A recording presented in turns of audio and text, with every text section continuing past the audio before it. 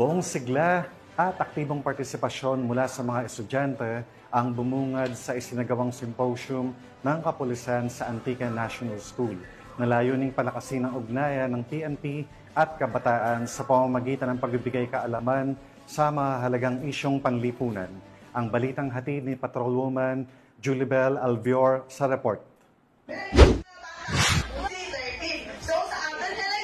Bilang bahagi ng pagdiriwang ng ika-30 Police Community Relations Month, matagumpay na nagsagawa ng malawakang symposium ang San Jose de Buenavista Municipal Police Station sa Antique National School. Ito lamang 10 ng Hulyo taong kasalukuyan. Tumalakay sa Anti-Photo and Video Voyeurism Act, Cybersecurity Awareness, Anti-Bullying, Anti-Rape Law at ang 12 Rights of Filipino Children sa ilalim ng pamumuno ni Police Major Renato G. Monreal II, Acting Chief of Police, pinangunahan ni Police Lieutenant Cheryl R. Sapenosa, Deputy Chief of Police, ang naturang aktibidad na may kalahok na 240 grade 7 learners mula sa mga section ng Snowdrop, Lotus, Primrose, Mandevilla, Nympia at Jasmine. Naisa katuparan sa tulong ng Guidance and Values Education Department Facilitator ng paaralan sa ilalim ng kanilang Student Formation Program. Layunin ng seminar na ito na bigyan ng sapat na kaalaman ng mga kabataan upang maprotektahan ang kanilang sarili laban sa anumang uri ng pananamantala at paglabag sa kanilang karapatan. Patunay ng aktibong kampanya ng Philippine National Police